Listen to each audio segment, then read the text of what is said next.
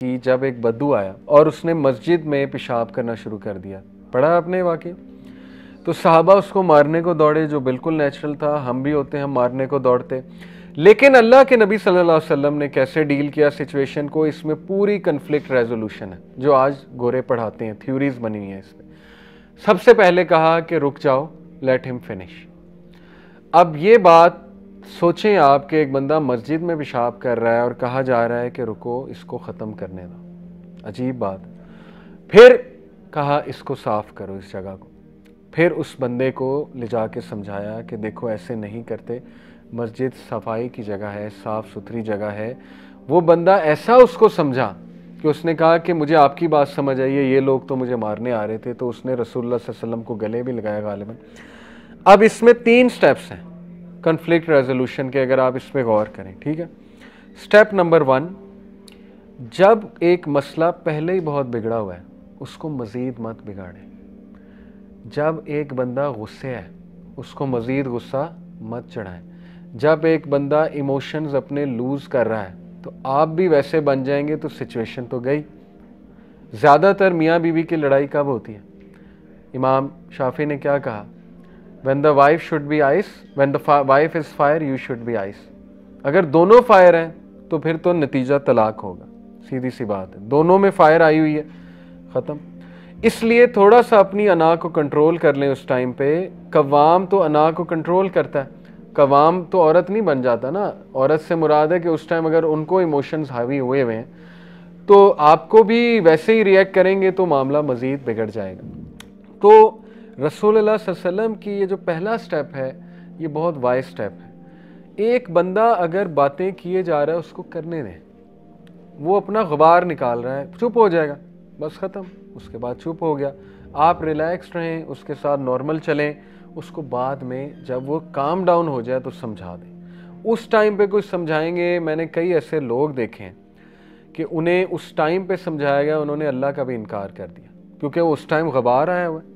آپ اس ٹائم پہ درس دینے لگ جائیں گے تو وہ تو اللہ کا بھی انکار کر دیں گے. ٹھیک ہے نا. کئی ایسے لوگ ہیں، آپ نے دیکھا ہے. اب کیا وجہ ہے بچے کیوں ریبیلیس ہوتے ہیں؟ وہ پتہ ہی نہیں ماں باپ کو کہ ان کا مسئلہ کیا چل رہا ہے. اس ٹائم پہ درس شروع ہو جاتا ہے، اس ٹائم پہ وہ حدیث سنانے، وہ اس موڈ میں نہیں، حدیث سننے کے موڈ میں، وہ تو پہلے ہی ریبیلین پہ بیٹھا ہوا. تو اس لیے ذرا سچویشن کو پرکھتے ہیں کہ بھائی یہ بات یہاں پہ کرنے والی بھی ہے کہ نہیں ہے. تو انہوں نے مینیج ایسے کیا کہ اگر اس کو یہ اس دوران مارنے آ جائیں گے جبکہ یہ پیشاب کر رہا ہے تو یہ تو مزید بگڑے گا، یہ تو بات ہی نہیں سنے گا، تو ریفرمیشن تو ہوئی نہیں. اور صحابہ بھی مارنے لگ جائیں گے تو پھر وہ مزید گند پھیلے گا. کل کو ہو سکتا ہے وہ کچھ اور کر دے بندہ. بہرحال تو پہلا سٹیپ کنفلکٹ ریزولوشن کا ہوتا ہے کہ سچویشن کو دیکھتے ہوئے ایکشن لیں. اگر ایک بندہ بہت غصے میں ہے تو آپ کام ڈاؤن ہو جائیں. ٹھیک ہے نا. جیسے آپ دیکھیں کہ کئی پیرنٹس غصے میں آتے ہیں ایڈمنسٹریشن کی طرف کہ آپ نے یہ کر دیا، وہ کر دیا، ہمارے بچوں کے ساتھ زیادتی ہوئی. اب وہ جو آگے پرنسپل یا جو بھی ہوتا ہے نا وہ سنتے رہتے ہیں. پیرنٹس جب اپنی بات ختم کر چکے ہوتے ہیں تو پھر وہ بولتے ہیں. اگر بیچ میں ٹوک دیں گے، بیچ میں لڑائی شروع کر دیں گے، نہیں ہم نے تو یہ کیا ہی نہیں، آپ کو کون کہہ رہا ہے، بس سن لیں. ہو سکتا ہے ان کا 90% مسئلہ صرف سنا کر حل ہو جائے. کچھ لوگ صرف سنانا چاہتے ہیں.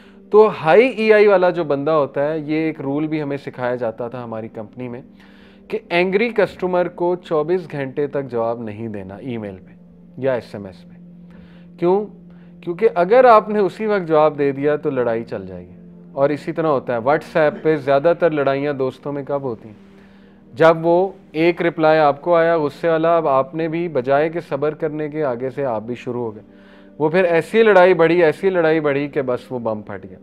تو یہ بیسک رول ہوتا ہے کہ اگر ایک بندے نے بہت آفینسو بات کر دی ہے، غصے والی بات کر دی، تو آپ خاموش ہو جائیں. ہو سکتا ہے وہ 2-3 گھنٹے بعد خود ہی سوری کر لے، اور ایسا ہی ہوتا ہے زیادہ تر. ٹھیک ہے. ہاں یہ کہ آپ نے کوئی رپلائی کرنا ہے تو بڑا آرام سے کوئی کام ڈاؤن والا رپلائی کریں. تو یہ بیسک رولز ہیں.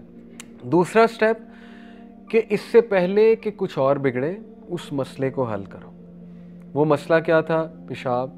اس کو کہا صاف کر دو، تاکہ وہ اگر وہیں پڑا رہا تو وہ جو پیچھے کھڑے ہوئے لوگ ان کو تو غصہ چڑھتا رہے گا کہ یہ تو صاف ہوا ہی نہیں، مسئلہ تو وہیں کا وہیں ہے. تو اس کو سب سے پہلے حل کرو.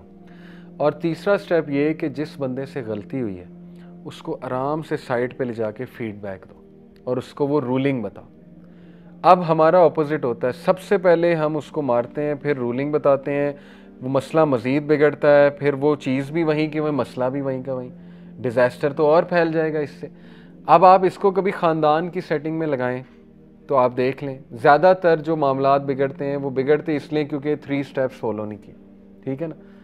تو یہ بڑا ضروری ہے کہ ہم اپنے نبی سے عملی طور پہ محبت ثابت کریں، اور جس طرح ہمیں انہوں نے سکھایا ہم اس طرح سے انشاءاللہ جو ہے وہ کریں، ٹھیک ہے۔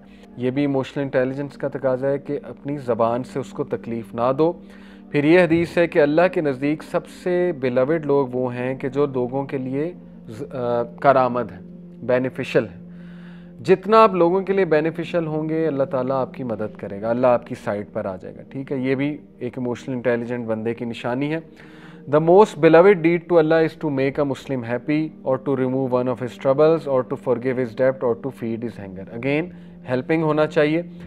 یہ حدیث بہت ریلیٹڈ ہے EI کے کنسیپٹ سے۔ The most complete in faith، کامل ایمان والے لوگ کون ہیں؟ Who are the best in their character، جو اپنے کردار میں کامل ہیں۔ Those who are easy to socialize with، یہ EI کے بندے کی ایک نشانی ہوتی ہے کہ وہ سوشلائز کرتے ہوئے لوگ اس کے ساتھ ایزی ہوتے ہیں، اخلاق اچھا ہے، بات چیت اچھی ہے، جواب صحیح سے دیتا ہے، ٹھیک ہے نا۔ کچھ لوگ ڈیفیکلٹ ٹو سوشلائز ود ہوتے ہیں، غصہ، بات بات پہ چڑھنا، ٹھیک ہے نا، یا اکھڑ مزاج میں جواب دینا، یا جو ہے کہ تانے دینا، یا پنچنگ سینٹنسز کہنا اگلے کو، ٹھیک ہے نا۔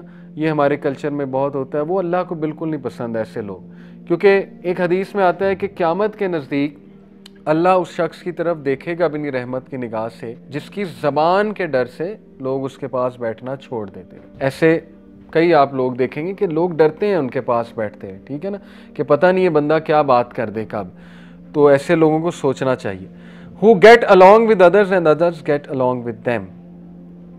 EI کا تقاضا ہے کہ لوگوں میں مکس اپ ہوں، ان کے ساتھ چلنا سیکھیں، تھوڑی سی فلیکسیبلٹی لائیں اپنے اندر۔ یہ نہ کہیں کہ وہ بندہ میرے مطابق نہیں، دیکھیں مجبوراً آپ کو چلنا پڑتا ہے کچھ لوگوں کے ساتھ۔ آپ جاب پہ یہ نہیں کہہ سکتے کہ یار میں یہاں جاب چھوڑنے لگا ہوں کیونکہ یہاں تو میری طرح کے لوگ ہی نہیں ہیں۔ کہاں کریں گے پھر آپ جاب؟ اگر کیا گارنٹی ہے اگلی جاب میں آپ کو اسی طرح کے لوگ مل جائیں؟ تو یہ ظاہر ہے تھوڑی سی فلیکسیبلٹی انسان میں ہونی چاہیے کہ کچھ اپنی منوائے کچھ دوسرے کی مان لے، ذرا اپنے اندر یہ چیز لائے کہ getting along with others۔ Getting along کے پھر بہت سے طریقے ہوتے ہیں۔ اس پہ ایک کتاب ہے انجوائے یور لائف، ڈاکٹر العارفی کی، اس میں انہوں نے یہی سکلز بتائے ہیں کہ لوگوں کے ساتھ آپ how you can get along with others۔ تو یہ how to win friends and influence people, یہ اس کا اسلامک ورژن ہے۔